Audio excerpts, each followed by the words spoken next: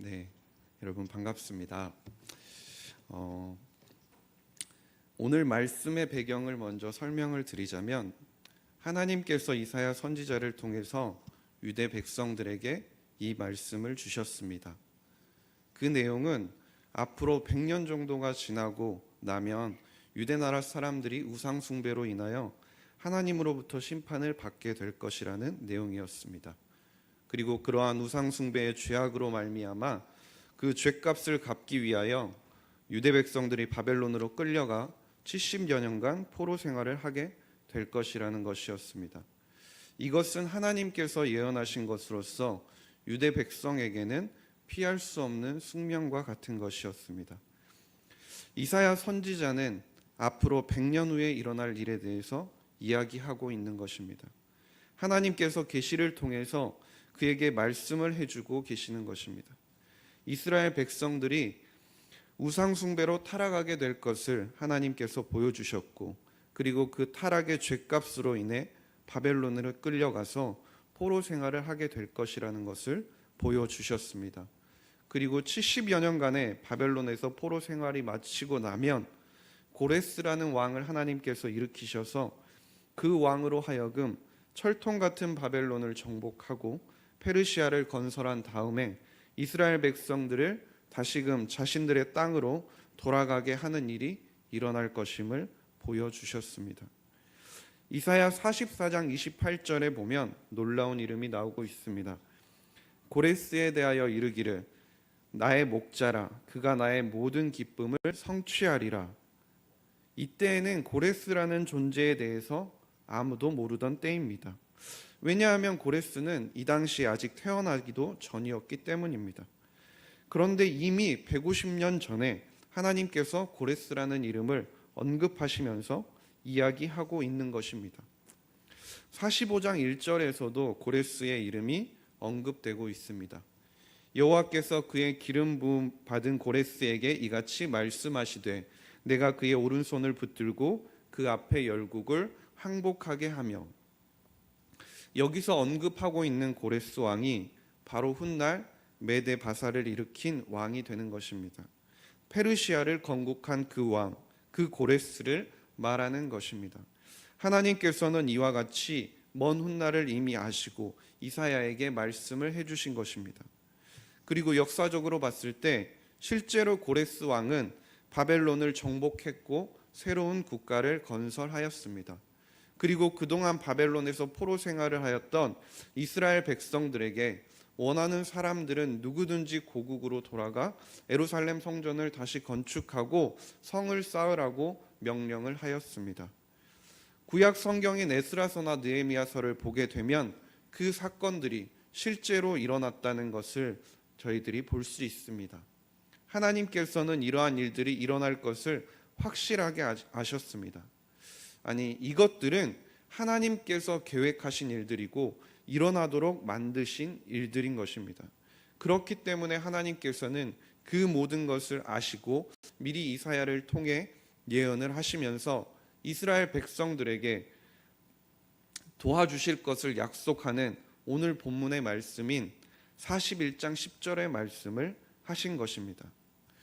그렇다면 하나님께서 이 말씀을 주신 그 이스라엘 백성들에게만 이 말씀을 하신 것일까요?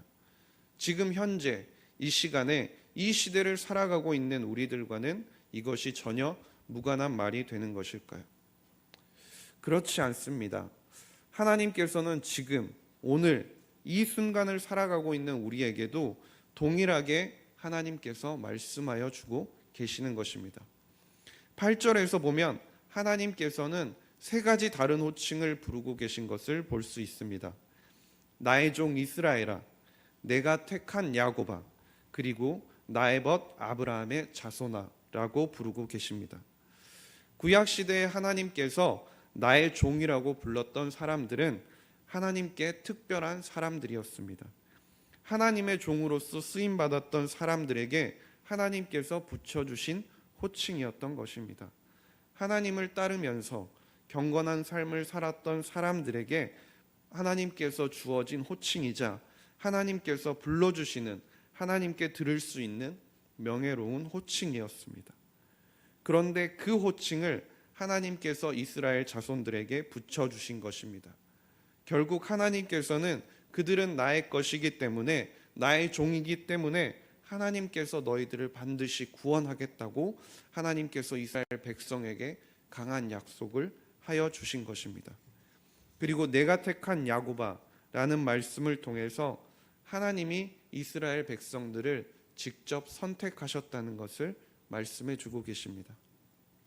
신명기 10장 15절 말씀에서도 하나님께서는 너희를 만민 중에서 택하셨다라고 말씀하여 주고 계십니다.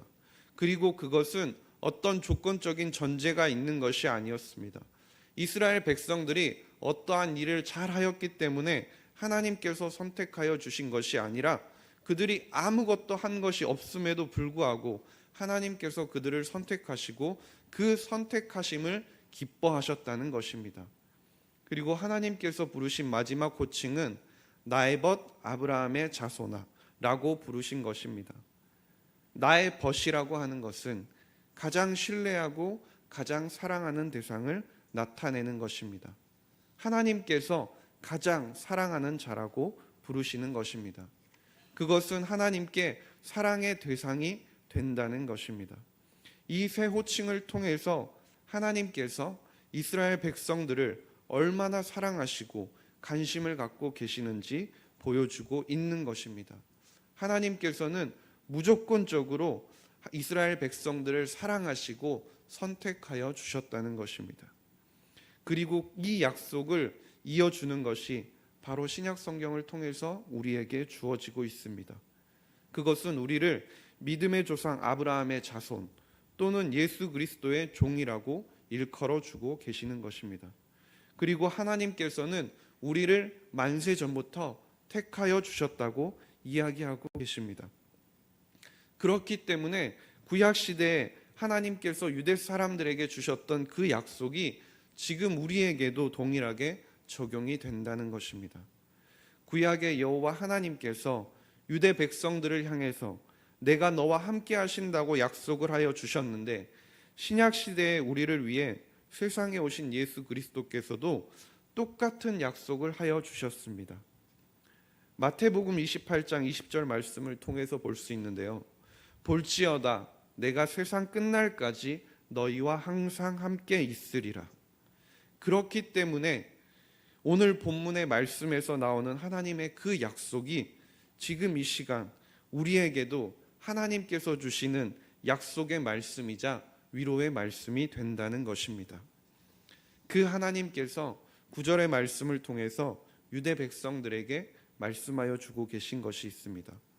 너는 나의 종이라 내가 너를 택하고 싫어하여 버리지 아니하였다 라고 말씀하시는 것입니다. 하나님께서는 자신이 선택한 백성들을 결코 버리지 않으시는 분입니다. 하나님은 아무리 먼 곳에 있고 아무리 절망적인 곳에 그들이 있다고 하더라도 그의 언약의 백성들을 하나님의 그 강한 손으로 붙들어 주실 것이라고 약속하시는 것입니다.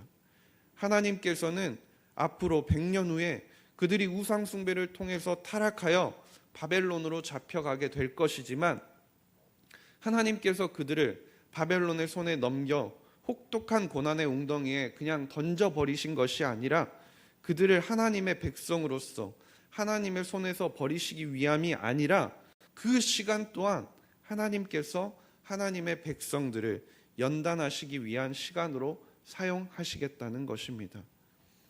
지금 이 시대를 살아가고 있는 우리의 삶 또한 마찬가지인 것 같습니다. 우리가 주변을 바라보면 우리는 영적인 바벨론에 살고 있는 것 같습니다. 주변을 둘러보면 우리를 넘어뜨리려는 것들 뿐인 것 같고 우리를 힘들게 하는 것들 뿐인 것 같습니다. TV만 틀게 되면 온갖 범죄에 대한 뉴스가 너무나 많이 나오고 있습니다. 그리고 그것들을 바라보면서 사람이 어떻게 저럴 수 있을까 하는 생각들이 드는 너무나 잔인하고 극악무도한 일들이 너무나 많이 일어나고 있는 것을 볼 수 있습니다. 현대 과학이 발전하면서 AI라는 인공지능이 생기기 시작하고 자율주행이라는 기술이 생기면서 사람들이 편해지는 우리가 살기 편해지는 세상이 온다고 이야기합니다. 그러나 그 이면을 들여다보면 하나님께서 만들어 놓으시고 보시기에 좋았더라라고 말씀하셨던 그 자연의 질서를 무너뜨리려는 무서운 생각들이 자리 잡고 있다는 것을 볼 수 있습니다. 그리고 그 생각들은 그냥 자리만 잡고 있는 것이 아니라 호시탐탐 우리의 생각을 지배하기 위해서 다가오고 있습니다.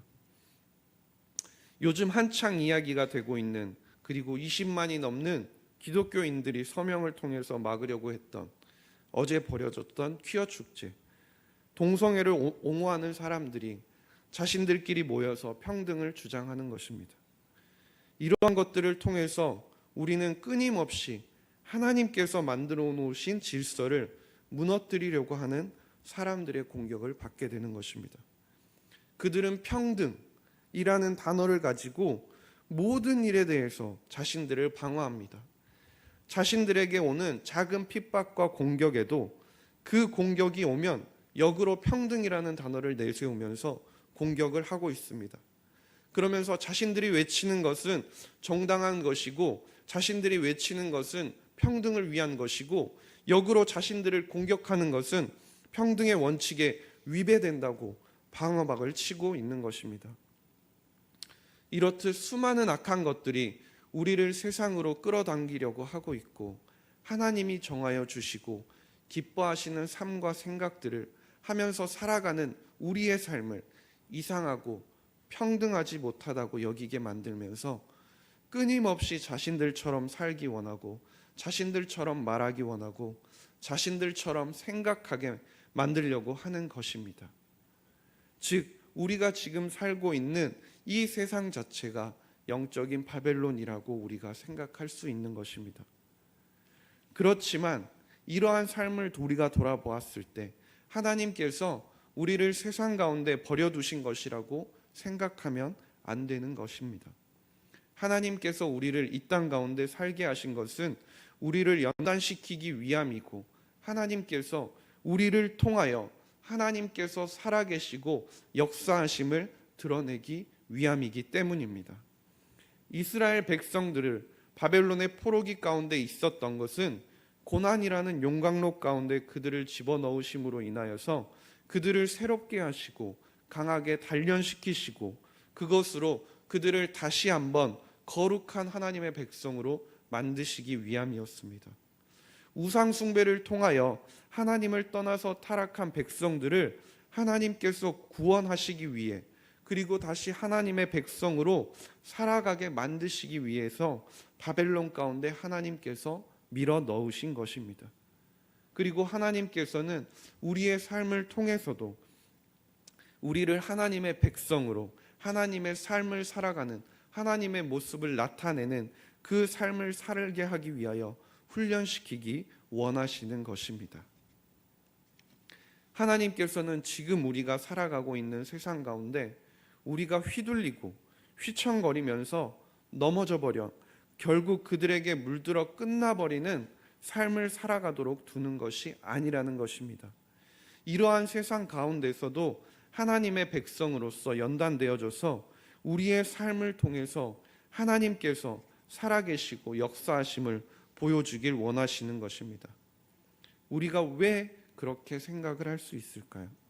하나님께서 결코 우리를 버리지 아니하시겠다고 약속해 주셨기 때문입니다. 하나님께서 우리를 선택하여 주셨고, 하나님의 신실함을 통해 우리에게 약속으로 주어졌기 때문입니다. 이 세상 가운데서 온갖 고난 가운데서도 우리를 결코 버리지 않겠다고, 이스라엘 백성들을 바벨론 포로기 가운데서도 버리지 않으셨던 그처럼 이스라엘 백성들이 앞으로 범죄할 것과 바벨론 포로로 잡혀갈 것들을 이미 150년 전에 알고 계셨고, 그리고 이미 태어나기도 전에 고레스 왕을 통하여 이스라엘 백성들을 다시 돌아오게 하실 것을 계획하셨던 하나님께서 모든 것을 아시고 모든 것을 계획하시고 이미 시작하기도 전에 그 시작하지도 않은 일들에 대해서 마지막까지 모두 아시는 하나님께서 우리를 선택하셨고 버리지 않겠다고 말씀하여 주고 계시기 때문입니다. 이스라엘 백성들은 죄악을 통해서 바벨론 포로로 잡혀가게 될 것이고, 그것은 자신들이 저지른 죄악 때문이었습니다. 자신들이 하나님을 버리고 우상 숭배를 했고, 자신들의 조상들의 삶을 통하여 보여준 하나님의 역사하심을 잊어버렸습니다. 자신들을 지금까지 살게 하시고 지금까지 인도하여 주신 하나님의 은혜를 저버리는 죄를 범하여서 바벨론으로 끌려가게 된 것이라는 것입니다. 그러나 여기서 우리가 볼 수 있는 것은 하나님의 은혜를 느낄 수 있습니다. 우리의 죄가 결코 우리를 향한 하나님의 사랑을 바꿀 수 없다는 것을 바라보게 되는 것입니다. 하나님께서는 우리가 하나님께 어떻게 반응할지를 결정하기 이전에도 우리가 죄악을 이미 저지를 것을 알고 계심에도 불구하고 우리를 죄에서 건져내시고 보호하시는 데 필요한 모든 일을 다 하실 것이라는 확신을 우리가 가지고 있어야 한다는 것입니다. 우리가 무엇인가를 잘해서, 우리가 무엇인가를 하나님께 예쁘게 보여서 하나님께서 선택하여 주시고 건져주시는 것이 아니라, 우리의 삶이 하나님의 역사하심을, 살아계심을 나타내는 증거가 되기 위하여서 하나님께서 선택하셨기 때문에 하나님께서 보여주시는 것입니다. 그러면서 오늘 본문의 10절 말씀을 통해서 하나님께서는 2번의 위로와 3번의 보호하심을 약속하여 주고 계십니다. 10절 상반절을 함께 읽도록 하겠습니다. 두려워하지 말라, 내가 너와 함께함이라. 놀라지 말라, 나는 내 하나님이 됨이라.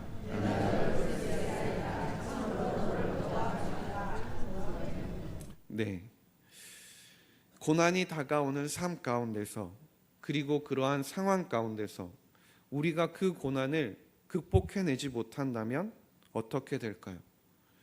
고난이 다가오는데 그것이 나를 짓누르고 나를 자유롭게 하지 못하고 나를 묶어버릴 것이라는 생각이 나를 지배하고 있고, 그 두려움을 극복하지 못한다면, 그것을 통해 고난보다 그것을 벗어나지 못한다는 더 큰 고난의 무게를 우리가 느끼게 될 것이고, 그것에 압도되어 버린다면 우리는 소망을 잃어버리게 될 것입니다. 그러나 그러한 상황 가운데서도 하나님께서는 여전히 우리에게 말씀하여 주고 계시는 것입니다. 두려워하지 말고 놀라지 말라. 우리는 이번 한 주간 동안에도 현실 가운데서 너무나 많은 어려움과 두려움을 대면하고 살아왔습니다. 그리고 그것들은 우리의 육체를 힘들게 만들고 나의 생각들을 힘들게 만들고 우리의 감정들을 흔들어 놓는 것들이었습니다. 그런데 그 가운데 그 고난들과 어려움들이 없어질 것이라는 희망과 소망이 없다면 우리가 어떻게 될까요? 그렇게 되면 우리는 그러한 상황 가운데 매몰되어져서 결국 그 자리에 무너져 버리게 될 것입니다. 사람들이 우울증에 걸리는 이유가 무엇인가요? 지금 나에게 닥쳐온 이 상황이 나아질 것이라는 소망이 없기 때문일 것입니다. 지금 자신의 앞에 다가오는 삶의 무게와 감정들의 무게가 너무나 무겁게 느껴지고 어떻게 하면 그것을 벗어날 수 있는지 방법을 알지 못하기 때문에 사람들이 우울증에 걸리게 되는 것입니다. 우리 또한 그렇게 삶의 무게와 현실의 무게를 느끼게 될 때가 너무나 많이 있습니다. 그러나 우리는 그것들을 벗어날 방법을 너무나 명확하게 알고 있습니다. 왜냐하면 하나님께서 우리에게 분명하게 오늘의 말씀을 통해서도 말씀하여 주고 계시기 때문입니다. 하나님께서 함께 계신다. 하나님께서 자신의 백성들에게, 우리에게 분명하게 말씀하여 주고 계시는 것입니다. 임마누엘의 축복을 보장해 주시는 하나님께서 어떠한 상황 가운데서도 이스라엘 백성들과 함께 하시겠다고 말씀하여 주고 계시는 것입니다. 언제나 어느 곳에서나 어떤 상황에 우리가 처해 있을지라도 하나님께서 우리를 임마누엘의 은혜로 붙들어 주신다고 말씀하시는 것입니다. 온 우주를 창조하시고 만유보다 크신 그 하나님께서, 그 우리의 하나님께서 말로만 하시는 것이 아니라 적극적으로 하나님의 백성인 우리들을 보호하시고 안위의 손길을 베푸시겠다고 말씀하여 주고 계시는 것입니다. 우리는 하나님의 백성입니다. 우리는 하나님의 종입니다. 우리는 하나님께서 택하신 백성입니다. 우리는 하나님께서 가장 신뢰하고 사랑하는 대상인 하나님의 벗이 우리입니다. 그런 하나님께서 우리를 지켜주시겠다고 말씀하여 주고 계시는 것입니다. 하나님께서는 어떤 분이십니까? 그분은 위대한 나는 스스로 있는 자이십니다. 우주의 다른 모든 존재는 하나님의 계획 가운데 있는 피조물에 불과하지만 하나님은 자존하시며 스스로 완전하신 분이십니다. 그러한 하나님께서 이스라엘 백성의 하나님이 되시기 때문에, 우리의 하나님이 되시기 때문에 하나님께서는 언제나 이스라엘 백성과 우리와 함께하여 주고 계시기 때문에 두려워하지 말라고 말씀하시는 것입니다. 이것은 이 본문 말씀을 통해서 새롭게 주어지는 메시지가 아니었습니다. 이것은 이사야가 아하스에게 전하였던 말씀이고, 모세가 홍해에서 이스라엘 백성들에게 선포하였던 말씀입니다. 그리고 모압 평지에서 여호수아에게 선포했던 그 말씀인 것입니다. 이것은 요셉이 성공할 수 있었던 성공의 열쇠였고, 이삭이 성공할 수 있었던 성공의 열쇠이기도 했습니다. 그러나 이스라엘 백성들에게는 자신들의 정체성에 대해서 믿었던 모든 것들이 조롱거리가 되고 있는 현실 가운데, 자신들에게 주어졌던 것들이 다 흔들리고 있는 상황 가운데서도 아직도 여전히 언제나 하나님께서 자신들과 함께 계시며 기꺼이 이스라엘의 하나님으로 불리기를 원하신다는 사실을 확실한 말로 들을 필요가 있었던 것입니다. 사랑하는 성도님 여러분, 그렇다면 하나님께서 어떻게 우리를 보호하여 주시기 때문에 우리가 두려워하지 말고 놀라지 말 수 있을까요? 첫째로 하나님께서는 우리를 굳세게 하겠다고 말씀해 주셨습니다. 이것은 하나님께서 우리를 강하게 만들어 주시겠다는 것입니다. 그냥 강하게 만들어 주시겠다는 약속이 아니라 영육간에 우리를 강하게 만들어 주시겠다는 말씀입니다. 이 약속은 신명기 31장 23절의 말씀에서도 볼 수 있습니다. 여호와께서 또 눈의 아들 여호수아에게 명령하여 이르시되 너는 이스라엘 자손들을 인도하여 내가 그들에게 맹세한 땅으로 들어가게 하리니 강하고 담대하라. 내가 너와 함께하리라 하시니라. 이 당시 여호수아의 군대는 아직 검증되지 않은 상태였습니다. 그리고 여호수아의 리더십 또한 아직 어떻게 증명되지 않은 상태였습니다. 그러나 이러한 확실한 열악한 상황 가운데도 불구하고 하나님께서는 승리를 보장하여 주신 것입니다. 아무리 적의 성벽이 높고 두껍더라도 상관이 없다. 너에게는 나 하나님이 있지 않느냐.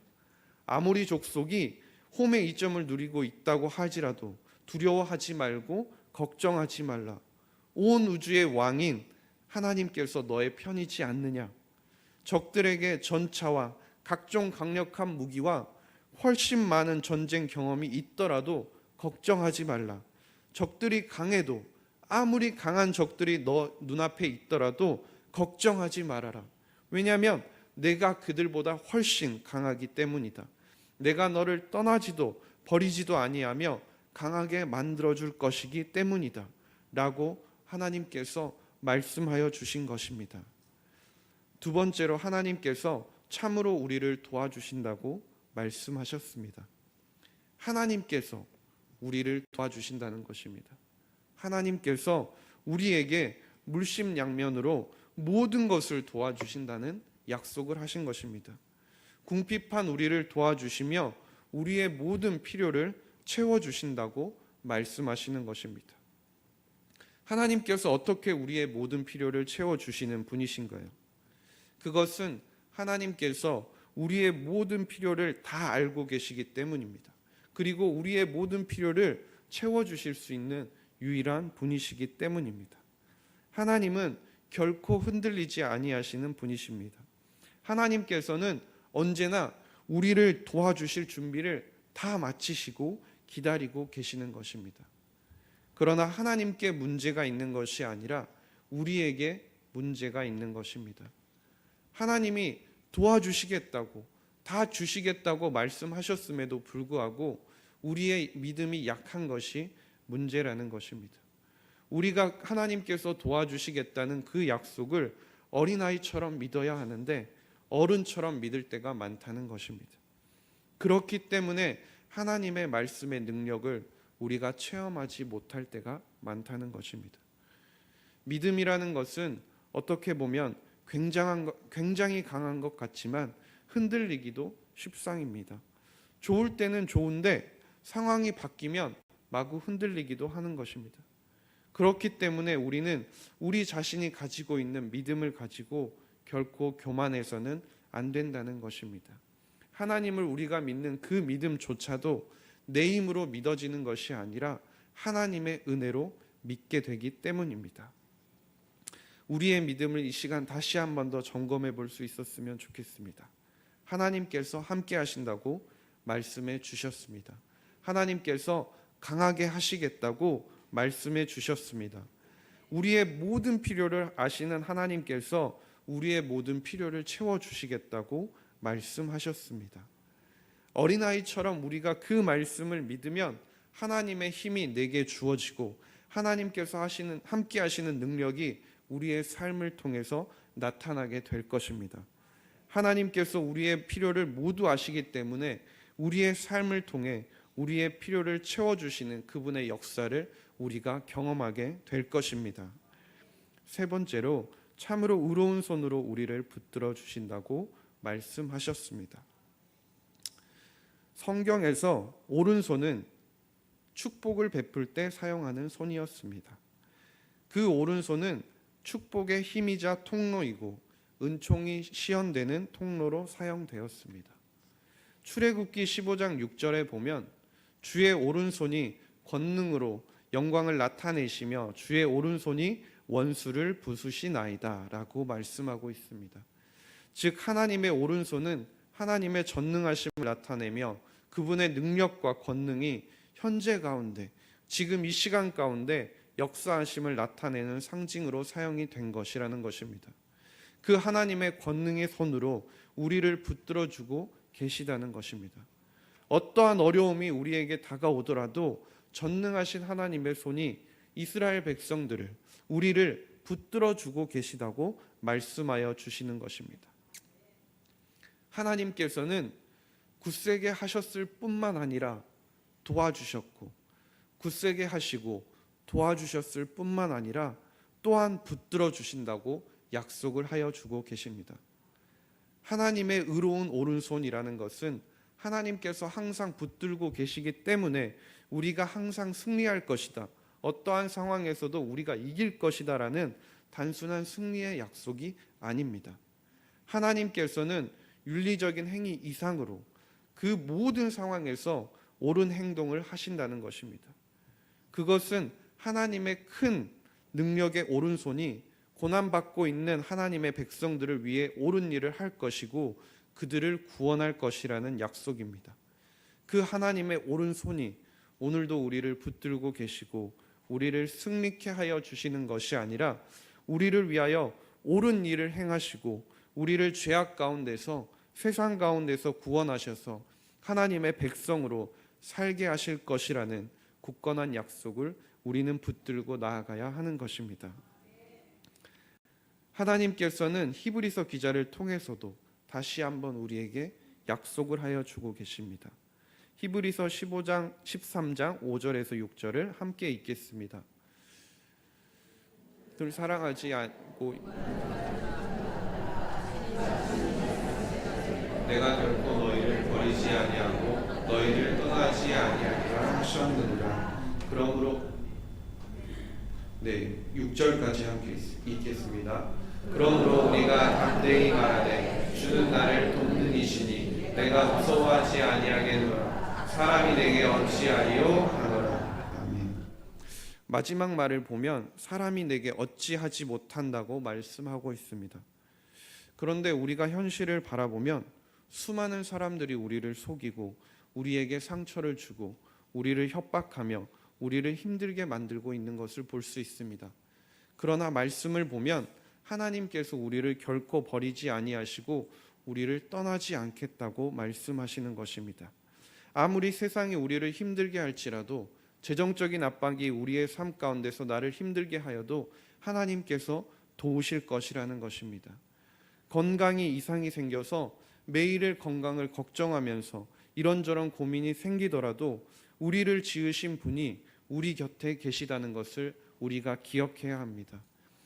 세계가 분쟁으로 몸살을 앓고 있고 퀴어 축제 등 5만 가지 하나님의 창조의 질서를 파괴하려는 시도들이 있을지라도 하나님께서는 우리를 버리지도 떠나지도 아니하시며 그 모든 것들을 하나님의 선하심으로, 역사하심으로 변화시킬 것이라는 것을 우리가 기억해야 합니다.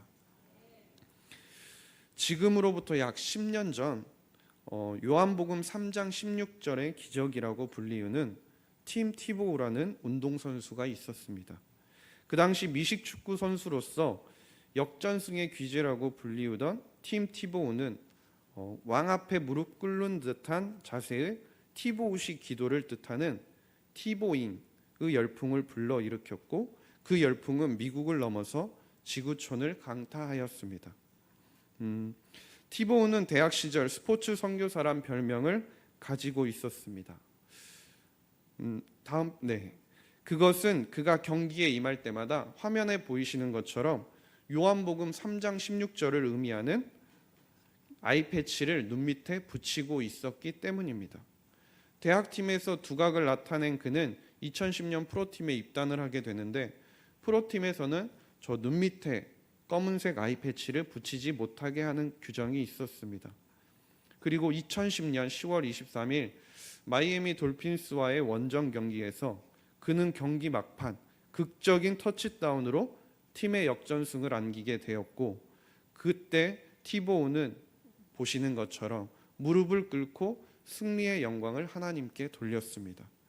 그 후로 그의 기도하는 모습을 일컬어서 티보잉이라는 단어로 부르면서 전 세계 사람들이 그 모습을 따라하는 열풍이 일어났습니다.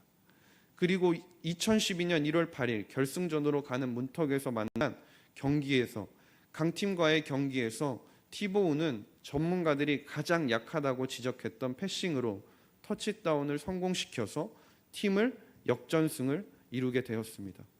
그 경기를 본 후에 요한복음 3장 16절은 인터넷 구글 사이트에서 무려 1억 2천 번이 검색이 되었고, 그의 행보에 반신반의했던 사람들은 이 경기를 본 후에 살아계신 하나님을 확신하게 되었습니다.